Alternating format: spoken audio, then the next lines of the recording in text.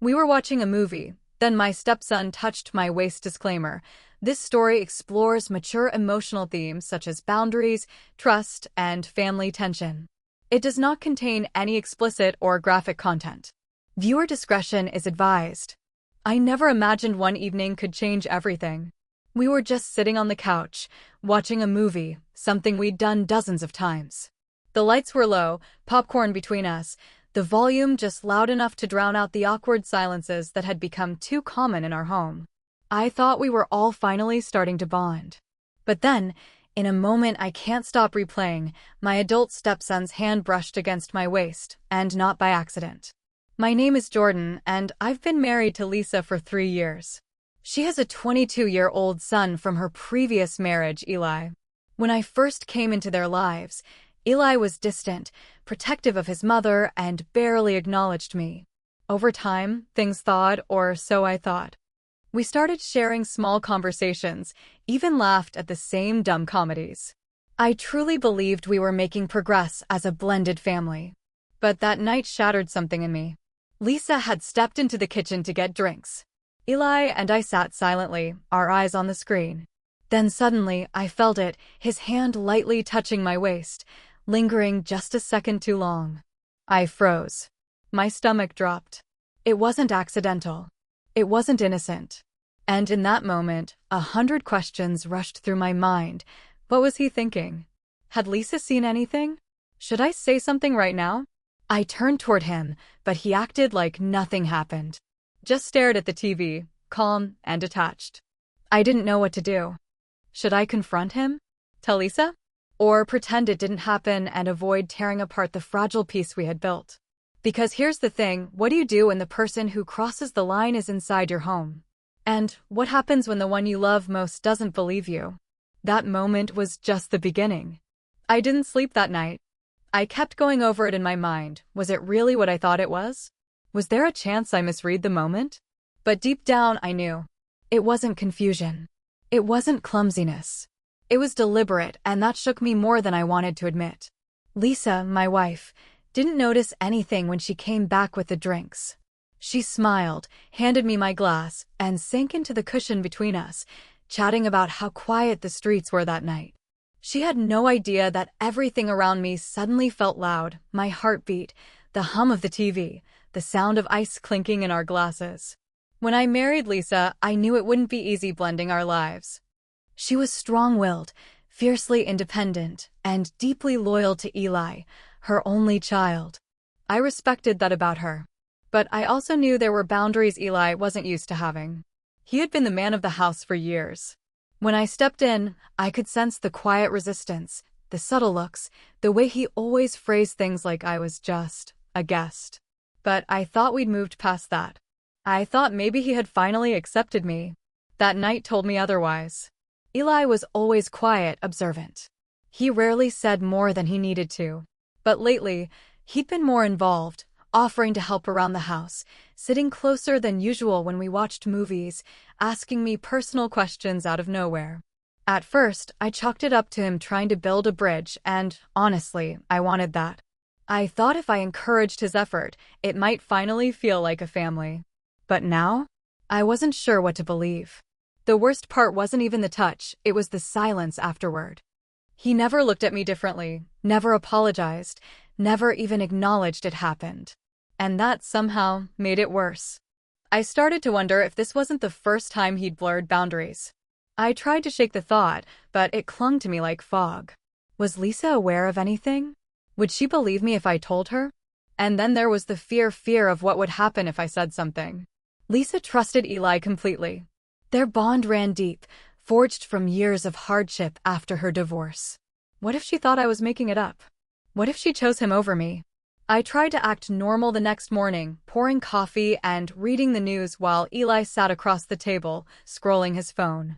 He looked relaxed. Too relaxed. Like nothing had changed.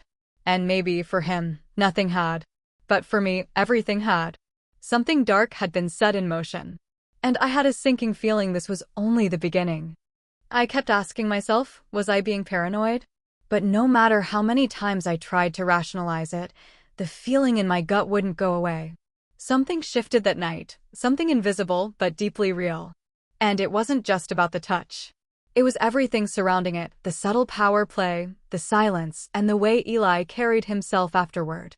Lisa didn't notice the tension, or if she did, she didn't say anything. That was her way. She avoided conflict like it was a contagious disease. Maybe it came from years of surviving a messy marriage with Eli's father, a man I've only heard about in fragments, usually when Lisa has wine in her hand and the lights are low. He was distant, sometimes cruel, and left when Eli was still in middle school. Since then, Eli had stepped into a role no kid should have been expected to fill. I always admired how protective he was of his mother. It was one of the first things I liked about him.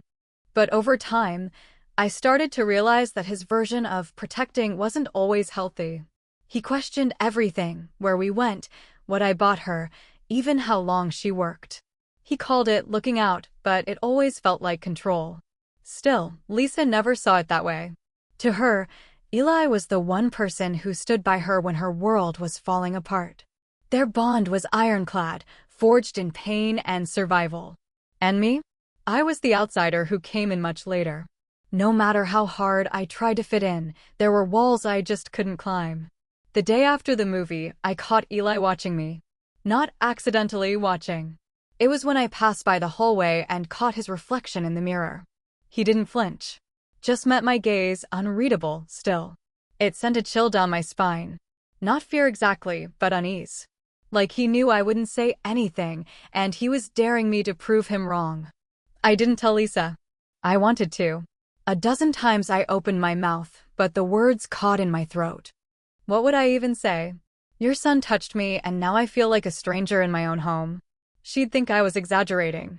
Or worse, trying to start something. But the silence was growing heavy. It filled every room I entered. I started avoiding the couch, the living room, even the kitchen when Eli was around. I hated myself for it, but I didn't feel safe. Not physically, emotionally. Like the rules of our family were being rewritten, and I was the only one who noticed. And somewhere in the middle of it all, a question kept echoing in my mind. Was this really the first time Eli had crossed a line with someone? Or just the first time someone noticed? By the end of the week, I was on edge. I didn't realize how much I was changing until Lisa asked, casually over dinner, "Are you okay? You've been distant." I almost said it then. Almost told her everything. But Eli was sitting right across from us, cutting his food calmly, eyes down, but listening. Always listening. Instead, I forced a smile and said I was just tired. It was easier than the alternative, risking the fallout. But every day it got harder to ignore the weight sitting between us. Eli wasn't avoiding me. In fact, it was the opposite. He was everywhere. He'd appear behind me in the hallway when I didn't hear him coming. He'd linger too long in the kitchen while I made coffee. He even started joining Lisa and me on our morning walks, something he never did before. All with the same unreadable calm. Then something happened that nearly pushed me over the edge. I found a note in my jacket pocket. No signature, just 4 words, "She won't believe you." My blood went cold. I didn't know when it was placed there or how long it had been hiding. But I knew who had done it. There was no one else it could have been. Still, I said nothing. Because the part that scared me most was the possibility he was right. Lisa was starting to pull away too, just slightly. Less warmth in her tone, less time spent together. Was Eli saying things behind my back? Planting seeds of doubt? If he was, it was working. I could feel her trust shifting, and I didn't know how to stop it. And then Lisa told me her mother was coming to stay with us next weekend. Another guest. Another pair of eyes in this house. For the first time in days, I felt something strange, hope. Maybe she'd notice something I couldn't explain. Maybe she'd see past Eli's quiet mask. Or maybe she'd become the next target. Lisa's mother, Marian, arrived on a rainy Friday afternoon. I didn't realize how much I'd been counting on her until I saw her step through the door with her suitcase. She brought with her something the house had been missing: balance. Eli's behavior softened instantly, like he was switching masks in real time. He hugged her, made her tea, and offered to carry her bags upstairs. To anyone else, he looked like the perfect son. But I saw through it now. The first night, I caught Marian watching him, really watching. During dinner, she asked questions Eli dodged. How's school going? Are you seeing anyone these days? He answered politely, but there was tension behind his smile. Later, when I helped her unpack, she leaned in close and whispered, "Something's not right with that boy." My heart skipped. I wasn't imagining it. I wasn't alone. The pressure had been building inside me like a slow boil. The note, the stares, the feeling of being hunted in my own home. I couldn't take it anymore. That night, after everyone went to bed, I stood in the hallway, staring at Eli's door. My fists were clenched, my heart racing. I needed to confront him, to end this. But then the door opened before I could knock. Eli stood there like he was expecting me. Calm. Smiling. "Can't sleep," he said softly. I didn't answer. I just stared. He stepped closer, voice low, nearly a whisper. "You keep looking for a moment to expose me. But you won't. Because no one's on your side anymore." I don't know what came over me. My hand rose, ready to shove him back, but just then, a voice behind me, "Jordan." "Lisa." She stood in the hallway, confused, her mother behind her. All eyes on me. And suddenly, I was the one who looked guilty. "And Eli?" He just smiled. Lisa stood frozen in the hallway, eyes flicking between me and Eli. Behind her, Marion squinted, sensing something far more serious than a late-night argument. I opened my mouth to explain, but the words tangled. How could I explain what had been building for weeks, months, in a few seconds? Eli broke the silence with a soft, rehearsed voice. "He's been acting strange lately. I think he needs help." That was it. The strike.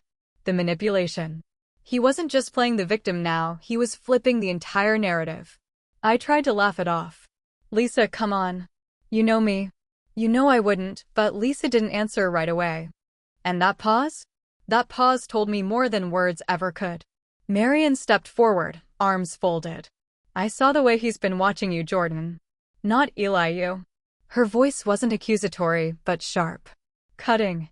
"I was watching him," I snapped, "because I don't feel safe with your grandson." Eli flinched slightly at the word, just enough for me to see I'd hit something. Lisa looked stunned. "You don't feel safe with Eli? What are you even saying?" I took a breath, eyes locked on hers. "He touched me. That night we were watching the movie. He touched me, Lisa. It wasn't accidental. It was deliberate." Dead silence. Even Marion blinked. Eli scoffed. "That's insane. Why would I do something like that?" He turned to Lisa, his expression full of disbelief and hurt. "Mom, I know he doesn't like me, but now he's accusing me of—" I found a note in my coat pocket, I interrupted, voice trembling with frustration. He wrote it. It said, "She won't believe you." Lisa stared at me, then at Eli. Her face contorted, not in rage, but confusion. "Eli, did you put something in his pocket?" He looked directly into her eyes and shook his head. "No. I swear." For a moment, the truth hung there, fragile, trembling. I could feel it. Lisa was on the edge of doubt, but not fully there. Then Marion, surprisingly, stepped in again. "Let's check the security footage." Everyone went still. We'd installed a discreet hallway camera months ago when someone kept leaving the back door unlocked. It fed into a simple app on my phone. We almost never used it. I pulled out my phone, hands shaking. Lisa stood next to me, her eyes glued to the screen. I scrolled through the footage from the night I found the note. Hours passed in seconds. Then, at 2:17 a.m., Eli walked into the living room alone. He looked around, pulled my coat off the hook, and slid something into the pocket. Lisa gasped. Eli's entire demeanor shifted in an instant. The smile faded. The calm cracked. He didn't say a word, just stared at the screen like it betrayed him. "Why would you do that?" Lisa asked, barely above a whisper. Eli's jaw clenched. "I just wanted him to leave. That's all. He doesn't belong here." There it was. The mask finally fell. Lisa took a step back, her hand over her mouth. Marion narrowed her eyes, as if she'd known all along. But just as the truth began to settle, a sound came from upstairs. We all turned. Footsteps. Eli's room. But Eli was downstairs. My heart stopped. "Who's in your room?" I asked. Eli's face drained of color. No one, he said quickly. It's probably nothing. But I was already moving. I bolted up the stairs, the others close behind. The door to Eli's room was open, but what was inside was not nothing. It was everything. Boxes. Files. Photos. Of Lisa. Of me. Of my old apartment before we moved in together. Receipts, printed emails, screenshots of text conversations. Even a copy of my old driver's license. Jesus, I muttered, flipping through the pages. He's been tracking me. Lisa stepped forward slowly, staring in disbelief. Why would you have all this? She asked Eli, her voice cracking. Eli didn't answer. He walked to the corner of the room, calmly picked up a notebook, and opened it. Inside were pages and pages of writing. Paranoia. Rage. Fantasies. About Lisa. About their life. About me ruining it. He had built an alternate world in this room, one where I was the enemy and he was the savior. I was protecting you, Eli finally said, his voice eerily calm. He doesn't love you. He's just pretending. I had to be sure. You've been spying on us? Lisa's voice broke completely now. Eli, you followed him? You went through our things. Eli nodded slowly, unapologetically. I was right, wasn't I? He tried to turn you against me. He was going to destroy everything. Lisa backed away from him, shaking her head. No, Eli. You're the one who did that. The air in the room was suffocating. Marion stepped forward. I think we need to call someone. Like who? Eli said suddenly, his voice rising for the first time. The police? You're going to call the police on me. He was trembling now. Not in fear, but fury. Lisa reached for her phone. Eli, don't make this worse. He lunged. Not at her. At me. The moment was so fast I barely registered it. He shoved me back, and I stumbled into the dresser. Lisa screamed. Marion grabbed the lamp from the nightstand, holding it like a weapon. But Eli didn't come closer. He just stood there, breathing hard, eyes locked on mine. You ruined everything, he said quietly. Lisa had already called 911. I could hear her voice shaking through the phone. Marion moved between Eli and the rest of us, holding that lamp like it could actually protect someone. The sirens came quickly. And when they did, Eli didn't fight. He just sat down on the edge of his bed and waited. When they took him out in handcuffs, he didn't look at Lisa. He didn't cry. He just turned to me and whispered, "You think you've won. But you haven't." It took hours to explain everything to the officers. They took the notebook, the surveillance footage, the printed documents. Lisa answered what she could, but she was in shock. After everyone left, the house was quiet again. Too quiet. Lisa sat on the couch, staring into space. How did I not see any of it? She asked me. How could I have missed something this big? I didn't have an answer. Because I'd asked myself the same thing 100 times. I failed him, she whispered.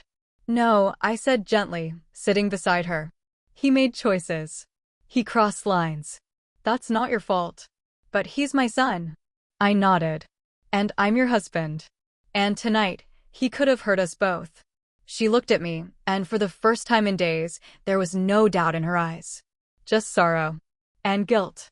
And something else, acceptance. I don't know if I can forgive him, she said. You don't have to, I replied. Not yet. We sat in silence. The weight of everything still sinking in. The twist wasn't just Eli's obsession, it was the realization that love, loyalty, and family could all be twisted into something unrecognizable if we don't protect our boundaries. The real betrayal wasn't the touch that started it all. It was everything Eli tried to build in secret, while smiling to our faces. And the scariest part? He didn't see anything wrong with it. The house felt hollow after Eli was gone. Even with the lights on, the silence stretched like something haunted. Lisa barely spoke for 2 days. She moved through the house like she was made of glass, delicate, breakable, carrying the weight of everything she never saw coming. I tried to give her space. I knew she needed to mourn not just the situation, but the image of her son she had to let go of. I caught her once in the living room, holding a photo of him as a little boy. She didn't cry. She just stared at it like she didn't recognize the person anymore. That night, we finally talked. I feel like I lost both of you, she said quietly. You didn't lose me, I replied. I'm still here. But I let this happen, she said. Under my own roof. You couldn't have known. Eli was careful. Calculated. I paused, then added, You're not the one who crossed the line. She looked at me for a long time. But he's still my son. I know, I said, and the words weren't easy. But I'm your husband. And if we're going to survive this, we have to be honest. About everything. She nodded. Then, after a long pause, I want to go see him. In custody. The words knocked the air out of me. I need to ask him why, she said. Not for him, for me. I didn't fight it. Maybe she needed closure. But when she came back that evening, she looked different. Cold. Shut off. He said he never touched you, she whispered. Said I imagined it all. I stayed silent, waiting. But I saw the footage, she continued. And I saw his room. And I know my son's eyes. He wasn't lying to protect himself, he was lying to hurt me. Then she turned to me. I'm sorry it took me this long to believe you. And just like that, the storm passed. Not cleanly, not neatly, but with enough truth to start healing. But as we lay down that night, Lisa whispered, He'll come back someday. I can feel it. And for the first time since it all began. I wasn't sure if we'd ever be ready. It took time. After everything happened, after Eli was taken into custody, after Lisa visited him, after we laid in bed that night and she whispered those haunting words, nothing magically got better. Healing doesn't come in a flash. It comes in pieces and often when you least expect it. For days, the house stayed quiet. No TV, no music. Just the distant hum of appliances and the echo of footsteps on hardwood floors. Lisa and I talked more in those days than we had in months. Not just about Eli, but about us. Our fears, our blind spots, the things we'd overlooked while trying so hard to hold everything together. Lisa began therapy first alone, then she asked me to come with her. I'll be honest, I hesitated. Part of me wanted to bury the entire experience and move on. But she was right. If we didn't face it together, it would just linger in the corners of our relationship, silently poisoning everything we built. Therapy helped. It didn't fix things overnight, but it gave us language, tools, to name what we were feeling. Lisa struggled with guilt. I wrestled with anger. Not just toward Eli, but toward myself. For freezing. For waiting too long to speak up. For questioning my own truth. About 3 weeks later, we received a letter from Eli. It wasn't long. Just a single page, handwritten. He didn't apologize. Not really. He said he regretted how things escalated, but stopped short of admitting to what he did. It read more like an explanation than a confession. He talked about feeling replaced. About watching me and Lisa build something he never felt part of. And in his own twisted way, I think he thought he was protecting her from me, from change, from growing up. Lisa read the letter in silence. Then she folded it neatly and put it in a drawer. I'm not ready to write him back, she said. And I respected that. Eventually, Marian left to go back home, but not before hugging me tighter than she ever had. I'm proud of how you handled it, she told me. You could have lashed out. Instead, you stood your ground. In the months that followed, life slowly found rhythm again. We brought back Friday night movies, just the two of us. The couch still reminded me of that night sometimes, but not in a way that hurt. More like a bruise fading with time. One weekend, we repainted Eli's room. Not to erase him, but to reclaim the space. We turned it into a study. A place for quiet, for journaling, for rebuilding. Lisa placed a single photo of him on the shelf when he was 5, smiling beside her at a beach. This, she said softly, is the version of him I'll hold on to. We still don't know what the future holds with Eli. He's undergoing psychiatric evaluation and will likely receive court-mandated treatment. Whether he'll come back into our lives someday, we can't say. But one thing's certain, if he does, there will be boundaries. Firm ones. The biggest shift, though, came not in our relationship with Eli, but in how we saw each other. Lisa and I came out of this storm stronger, not because we fixed everything, but because we finally faced it together.